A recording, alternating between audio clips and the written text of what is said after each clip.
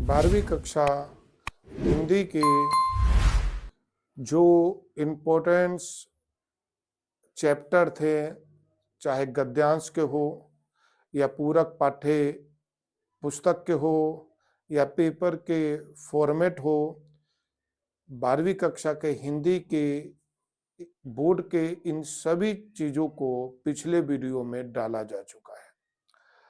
अब हम पद्यांश के कविताओं के सबसे इम्पोर्टेंट क्वेश्चनों की बात करेंगे, जो अगर हम करके जाते हैं तो एक तरह से कविताओं के तो क्वेश्चन आंसर हम करेंगे ही, साथ ही कविताओं से जुड़े हुए जो सप्रसंग व्याख्या पद्यांश आते हैं उनको भी करने में आसानी होगी।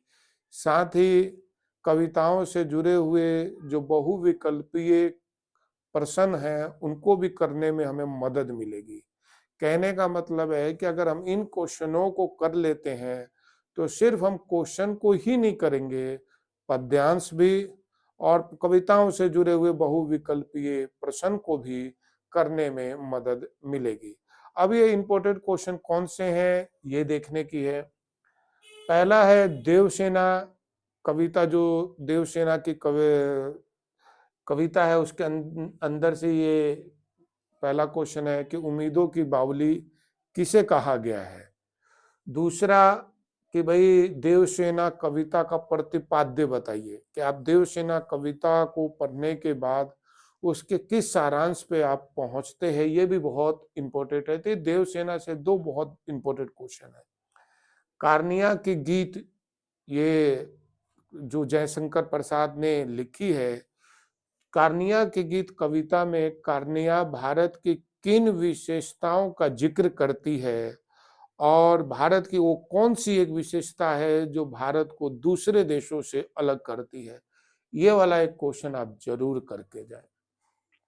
सरोज स्मृति कविता में वैसे तो क्वेश्चन देखा गया है कि पूछा गया है कि सरोज का विवाह दूसरे विवाहों से क्यों भिन्न है, लेकिन मेरा ये मानना है कि सरोज स्मृति कविता का पूरा प्रतिपाद्य आपको करके जाना चाहिए, क्योंकि ये बहुत ही इम्पोर्टेंट कविता है।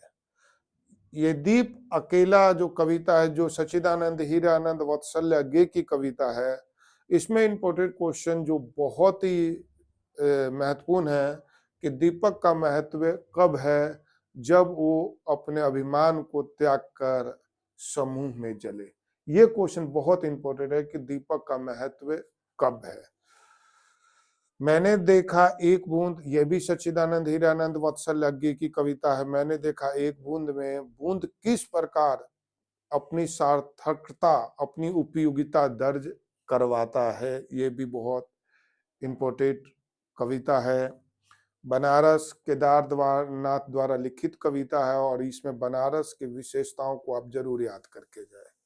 दिशा कविता में बच्चों का यथार्थ या बच्चों का सहजता क्या संदेश देता है हमें, यह भी बहुत इंपॉर्टेंट कविता है।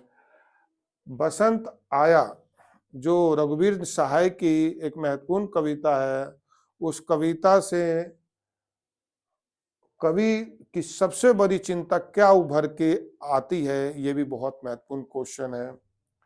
तोरो कविता हमें क्या संदेश देता है, तोरो कविता में किस चीज को सृजन करने की बात कही गई है।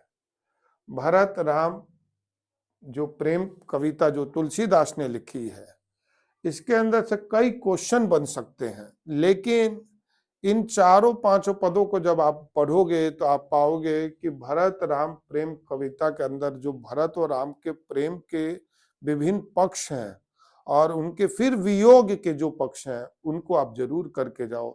क्यों कहाँ कहाँ भरत ये कहते हैं कि मैं उनसे मिला और कौन से ऐसी घटनाएं हुई जिससे वो अलग हुए और उसका क्या परिणाम निकला, ये एक तरह से पूरी कविताओं के 4-5 पदों में इसका जिक्र है। आप उसको एक समरी टाइप में जरूर करके जाना।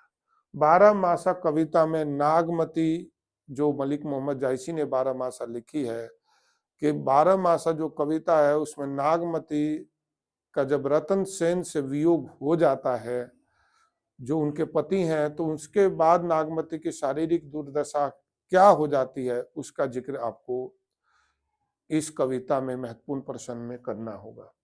विद्यापति के पद में नायिका को रूप में राधा को प्रस्तुत किया गया है, और वो कृष्ण, भगवान श्री कृष्ण के जुदाई के बाद, भगवान श्री कृष्ण से वियोग के बाद किस तरह से उनके यादों में, उनके ख्यालों में, उनके वियोग में डूबी हुई है, उसका चित्रण आपको करना होगा। इस तरह से ये कविता के कुछ महत्वपूर्ण प्रश्न हैं। अगर आप इनको कर लेते हो तो 12वीं कक्षा का जो बोर्ड परीक्षा है उसके अंदर हिंदी का आपका पद्यांश भी, क्वेश्चन आंसर भी, प्लस इससे जुड़े हुए बहुविकल्पीय क्वेश्चनों को भी करने में काफी मदद मिलेगी।